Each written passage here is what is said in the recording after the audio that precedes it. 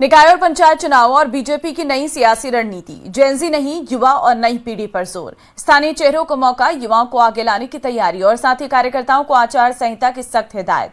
तो क्या बीजेपी ने निकाय चुनाव में युवा चेहरा, स्थानीय पकड़ और संगठन की सक्रियता टिकट का नया फॉर्मूला बनने जा रहा? ये रिपोर्ट देखिए।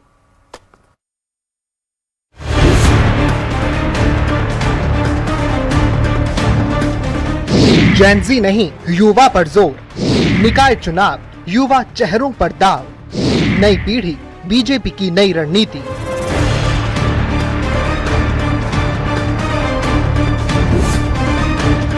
निकाय चुनाव की तैयारी के बीच बीजेपी ने अपने सियासी पत्ते खोलने शुरू कर दिए हैं। बीजेपी प्रदेश अध्यक्ष मदन राठौड़ ने जेनजी शब्द से दूरी बनाते हुए युवा, युवक और नई पीढ़ी जैसे शब्दों के इस्तेमाल पर जोर दिया। लेकिन शब्दों के इस बदलाव के पीछे सियासी संदेश साफ है, नई पीढ़ी को राजनीति में आगे लाना और स्थानीय चेहरों पर दांव लगाना। कि अपन जैन जी करते हैं, वास्तव में युवा, युवक, नई पीढ़ी, हमें ये महत्व देना चाहिए। देखिए हमारा अपना शब्द है, हमारे अपने शब्द हैं, तो हमको कोई अपने शब्द का प्रयोग करें। और मैं ये निवेदन करूंगा कि हम लोग निश्चित रूप से नई पीढ़ी को प्रोत्साहित करेंगे, नई पीढ़ी को संस्कारित कर रहे हैं, नई पीढ़ी में सेवा की भावना विकसित कर रहे हैं, नई पीढ़ी के नौजवान आगे आए।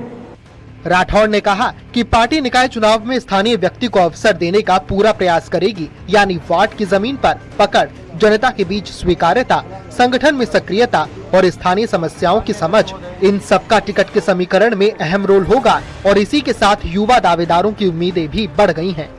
स्थानीय चेहरा, युवा चेहरा, सामाजिक स्वीकार्यता, संगठन में सक्रियता, वार्ड की समझ। राठौड़ ने निकाय चुनाव को मुख्यमंत्री भजनलाल शर्मा के वन स्टेट वन इलेक्शन प्रयास से भी जोड़ा। बीजेपी का तर्क है कि बार बार चुनाव और आचार संहिता से विकास कार्य प्रभावित होते हैं। एक साथ चुनाव होंगे तो चुनावी प्रक्रिया में समय कम लगेगा और सरकार को विकास पर ज्यादा फोकस करने का मौका मिलेगा। राज्य के एक साथ स्थानीय निकाय के और पंचायतों के और कोऑपरेटिव सेक्टर्स के जितने भी चुनाव होने वाले हैं वो सब एक साथ हो जाएं तो फिर 4.5 साल तक लगातार विकास करते रहो और विकास विकास विकास। इसी प्रकार से हमारा केंद्रीय नेतृत्व भी ये तय कर रहा है कि वन नेशन वन इलेक्शन, ये शुरुआत हमने की है, बहुत बड़ा बीड़ा उठाया है। इसके लिए हम तो तैयार हैं। लेकिन चुनावी रणनीति के साथ बीजेपी ने अपने नेताओं और कार्यकर्ताओं को चेतावनी भी दी है, आचार संहिता का उल्लंघन बिल्कुल नहीं। इसीलिए पार्टी के विधि प्रकोष्ठ ने निकाय चुनाव की मार्गदर्शिका तैयार की है, यानी टिकट की दौड़ शुरू होने से पहले ही पार्टी ने नियमों की लकीरें भी खींच दी हैं। स्थानीय चुनाव का मैदान तैयार है। बीजेपी के सामने चुनौती है युवा को आगे लाना, स्थानीय चेहरे पर भरोसा करना और संगठन की पकड़ बनाए रखना। अब देखना होगा बीजेपी का ये युवा प्लस लोकल फॉर्मूला निकाय चुनाव में कितना असरदार साबित होता है। जयपुर से सुधीर शर्मा के साथ ब्यूरो रिपोर्ट, न्यूज़ 18 राजस्थान।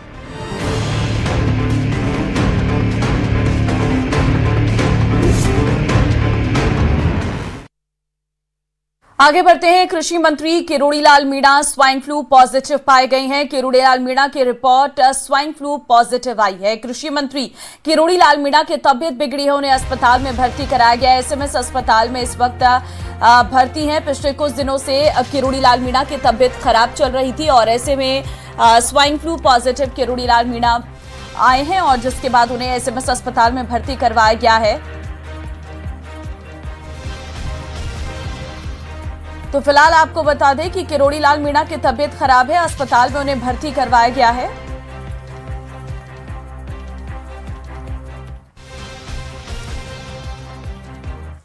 आगे बढ़ते हैं। जयपुर के एसएमएस अस्पताल में लापरवाही का आरोप लगाते हुए हैरान करने वाला मामला आया है सामने। चरक भवन के एएनटी वार्ड में महिला मरीज संतोष के सिर पर चलता हुआ पंखा गिर गया है।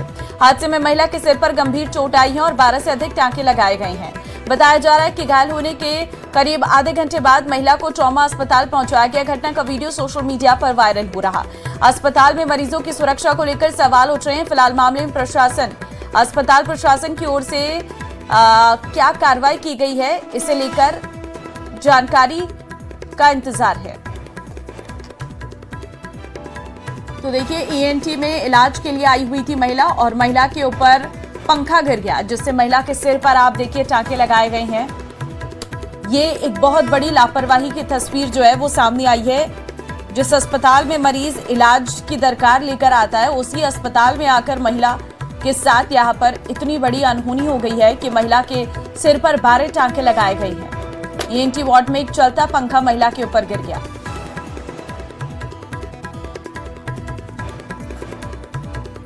आगे बढ़ते हैं। श्रीगंगानगर के श्रीकरणपुर रेलवे स्टेशन पर जेब कतरे को यात्रियों ने रंगे हाथों पकड़ लिया। बताया जा रहा है कि ट्रेन में चढ़ते समय एक युवक की जेब से आरोपी ने पर्स निकाल लिया। पर्स निकालते युवक और आसपास मौजूद यात्रियों ने इसे पकड़ लिया और जमकर पिटाई कर दी। घटना का वीडियो भी सामने आया है, जिसमें आरोपी हाथ जोड़ता नजर आ रहा। सूचना पर पहुंची पुलिस और आरोपी को हिरासत में ले लिया गया। पुलिस अब आरोपी से पूछताछ कर रही है और मामले की जांच में जुटी है।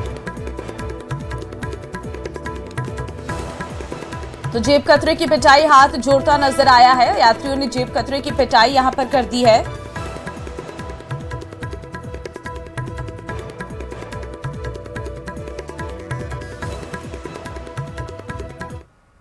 डूंगरपुर के सत्तू देवकी स्कूल में पढ़ाई के दौरान अचानक जर्जर कमरे की छत भरभराकर ढह गई। गनीमत रही कि स्कूल प्रशासन ने इस कमरे को 1 साल पहले असुरक्षित मानकर बंद कर दिया था।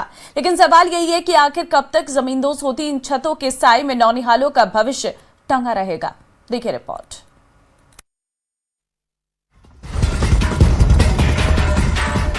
एक आम सा दिन, पढ़ाई चल रही थी, बच्चे पढ़ रहे थे और अचानक हुआ एक जोरदार धमाका और देखते ही देखते ताश के पत्तों की तरह ढह गई स्कूल के कमरे की छत।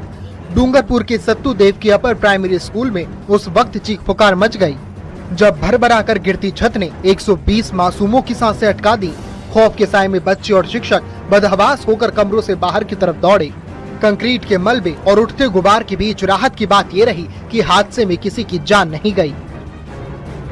राजस्थान में इन दिनों बारिश के मौसम में सरकारी जर्जर स्कूलें घिरने की खबरें आ रही हैं। इस बीच डूंगरपुर जिले से भी एक ऐसी ही खबर निकलकर सामने आई है, जहां पर दोबड़ा ब्लॉक के जो सत्तू गांव है, वहां का जो राजकीय उच्च प्राथमिक विद्यालय देवकी, जहां पर 120 बच्चे जब स्कूल में पढ़ रहे थे, तब अचानक 2 कमरों की छत भरभराकर गिर पड़ी। धमाके की आवाज सुनकर स्टाफ और जो बच्चे हैं वो दौड़कर कमरे की तरफ गए तो देखा कि दोनों कमरों की छतें पूरी तरीके से गिर चुकी थी। हालांकि स्कूल प्रशासन ने 120 नौनिहालों के सिर पर मंडराते इस खतरे को पहले ही भांप लिया था। जिस जर्जर कमरे की छत जमींदोज हुई, उसे साल भर पहले ही असुरक्षित मानकर ताला लगा दिया गया था और शिक्षकों का यही एक फैसला बच्चों के लिए जीवनदान बन गया।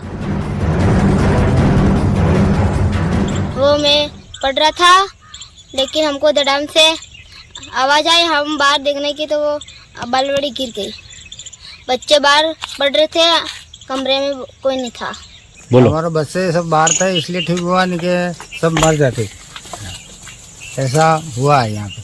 हमारे बच्चे के लिए ये वापस कराना पड़ रहा है। धमाके की गूंज प्रशासनिक गलियारों तक पहुंची तो अधिकारी भागे भागे मौके पर पहुंचे। जब स्कूल के 10 में से 2 कमरों के जर्जर होने का सच सामने आया तो अधिकारियों के भी हाथ पांव फूल गए। ढही हुई छत के बगल वाला दूसरा कमरा भी मौत की दीवार बनकर खड़ा है, जिसे फिलहाल पूरी तरह ब्लॉक कर दिया गया है। इस सरकार की हालत जर्जर है। शिक्षा मंत्री जी शिक्षा के अलावा हर विषय पे बात करते हैं और अभी आपने देखा होगा सरकार ने एक आंकड़ा जारी किया है कि हम 12,000 से अधिक करोड़ का काम कराएंगे स्कूलों के लिए। तो कब कराएंगे और अब तक क्यों नहीं कराया? कल भी डूंगरपुर का एक स्कूल गिरा है, तो आपने तो जर्जर घोषित कर दिए थे, आपने चेक भी कर लिया। लगभग 3768 के आसपास जर्जर घोषित स्कूल थे, उनमें कितने बना दिए आपने बताइए? जो 85,000 क्लासरूमों की हालत खराब है वो कितने आपने पूरे कर दिए बताइए? यानी कि आप चर्चा ही नहीं करना चाहते हो। अब सवाल मासूमों के भविष्य और उनकी हिफाजत का है। कागजों पर मरम्मत के प्रस्ताव दौड़ रहे हैं और बजट की मंजूरी का इंतजार किया जा रहा है।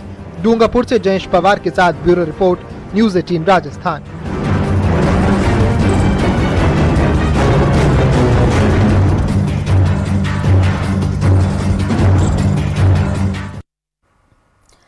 आगे बढ़ते हैं। झुंझुनू के रोडवेज डिपो में शराब के नशे में युवक और रोडवेज कर्मचारियों के साथ विवाद के बाद जमकर हंगामा हुआ। घटना का वीडियो भी आया है सामने, जिसमें युवक के साथ मारपीट होती नजर आ रही है। मारपीट बताया जा रहा है कि युवक उदयपुर वाटी से झुंझुनू आया था और चूरू जाने वाली बस में बैठने के दौरान कंडक्टर से उसकी कहासुनी हो गई। विवाद बढ़ने पर उसे बस से उतार दिया गया। आरोप है कि इसके बाद युवक ने गाली गलौज की, जिसके बाद रोडवेज कर्मचारी ने उसके साथ मारपीट की। कंडक्टर पर पाइप से मारने का भी आरोप है। करीब 25 मिनट तक डिपो में हंगामा चलता रहा। वहीं पुलिस चौकी पर ताला होने की बात भी आई सामने। पुलिस ने युवक को पकड़कर थाने पहुंचाया। मामले की जांच जारी है।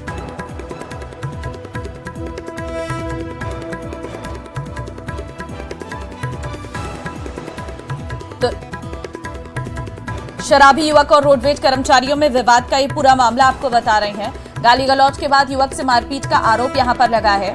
रोडवेज डिपो में 25 मिनट तक हंगामा रहा है।